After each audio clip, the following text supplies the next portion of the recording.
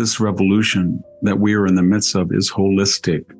It's not a political revolution like 1776. It's more like the French Revolution of 1789, or I think really close to Mao's second revolution, the Cultural Revolution. By that, I mean it's holistic. It's not about politics. It's not about Trump and conservatives versus Biden and Democrats. It's not about whether you want to spend this amount of money or that amount of money. It's more than that. It's that, but it's more than that. It spans every aspect of our being. And I mean that literally. Nobody listening to this right now, if I had said 10 years ago, mark my words, I'm a prophet, 10 years from now, there will be 3 sexes. And if you, listener, dare say that there are only 2, you're going to be ostracized and fired from your job. Nobody would believe it.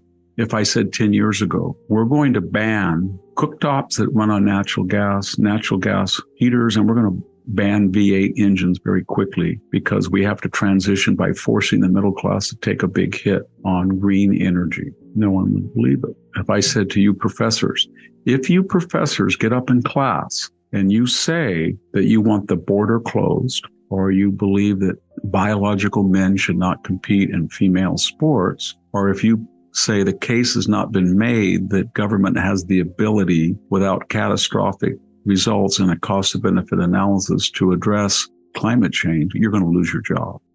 Say any of those 3, you're out. They wouldn't believe you. If I said 10 years ago, there is no border. It's not that the border is porous like it was under Obama. It's not that federal immigration law is lax. There is no border. It's been destroyed. There is no corpus of federal immigration law. 7 million people have crossed the border. And it's our duty to put them up in hotels through all of our major cities, give them a cell phone, waive any legal consequences for their continued illegal residence in the United States, and more to come. And we're going to be told by the Mexican government that it is our duty to treat their citizens as if they were ours. Nobody would believe that. If I said 10 years ago, 70% of the people who vote will not vote any longer on election day. We're going to go from 30% absentee to 70. And we're not going to use the word absentee. We're going to call it mail-in balloting or early ballot. And the rejection rate of those ballots is going to plummet because we're going to change the voting laws so radically that it's almost impossible to authenticate a mail-in ballot vis-a-vis a registered name on a registrar's list. Nobody would believe that. Nobody would believe that. If I said there's going 10 years ago, there's going to be a riot. It's not going to be like the Watts riots or the Rodney King riots or the riots that followed Martin Luther King. There's going to be 120 days. There's going to be $2 billion in damage. They're going to torch a federal courthouse, a police precinct, a historic church in Lafayette Square. They're going to try to get to the White House, and nobody's going to pay a price for that. It's going to be pretty much fine. If I said, in addition to all this, then 4 consecutive FBI directors are either going to lie under oath to Congress or to a federal investigator, or they're going to deny and claim amnesia things that they knew were true, whether Mueller or Comey or McCabe or Wray.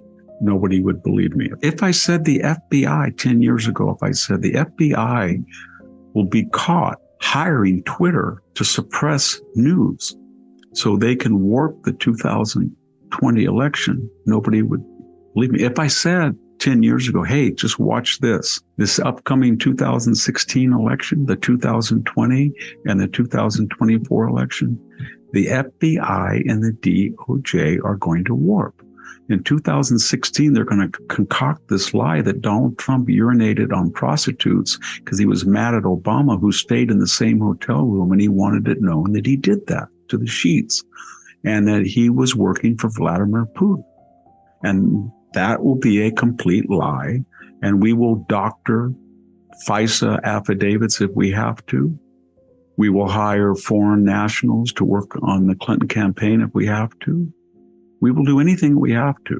Nobody would believe it. If I said in 2020, the candidate for president's son, who's committed several felonies, many of which in action and in medias rebus are on the computer, and to stop that from being known, the FBI is going to take it, hide it for a year, and then tell Twitter not to put any news out other than it's a Russian disinformation ploy.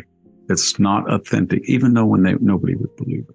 If I were to say 10 years ago, they're going to indict an ex-president of the United States for taking out documents that there was a dispute over, or for overvaluing his real estate in New York, or for having Stormy Daniels sign a non-disclosure that he probably had some tawdry relationship with, or that he made a phone call to the Attorney General in Georgia complaining that he thought that the voting wasn't going right, looking and directing him or asking him to go look for things, which the Attorney General refused. And he was going to be tried, not impeached again because he's out of office, but tried, and looking at 500 likely indictment, nobody would believe it. So what I'm getting at is whether we look at sex, whether we look at the law, whether we look at the destruction of law, shoplifting, whether we look at the border, whether we look at these weaponized agencies, it's every aspect of our life. The person who's listening to this is thinking, if he lives in California, to take one example, should I go buy a pickup? When do you think they're going to outlaw it? Should I buy a diesel pickup? When they're going to outlaw that? When I get my new home, I can't have a gas cooktop or gas hot water heater in it? That's not allowed. It's cheaper. No, you can't. Could we close the border? No, we can't close the border. No. You don't understand. The country has changed in the 10 years. It's in the middle of a cultural revolution, and it affects everything. If I had said 10 years ago, hey, did you see a rerun the other night of Kill a Mockingbird? Oh yeah, I love that movie. Gregory Peck, it was so great. Did you know it was racist? No, you don't understand. It was a courageous movie talking about the evils of race. No. It was white supremacy, white paternalism, and we're going to ban that book. Are you insane? And you know what we're not going to ban? We're not going to have graphic novels in K through 8 libraries. We're not going to ban that because we need to discuss the normative toxic family model. So nobody would believe any of this. And there's certain people who are that you wouldn't think. I mean, I'm not a big fan of Bill Maher, but man, he's saying it like it is. I can't believe it. And Matt Taibbi, I think, has attacked me. He says it like it is. I was always a big fan of Megyn Kelly, but I never associated Megyn Kelly with just anger at the nonsense. But gosh, you listen to her podcast, and I've been on a lot of them. She just says it like she is. She's had it. Those are the types of profiles that we need from all across the political spectrum. We should all look for those people according to their station and honor them, because we really need people to speak out.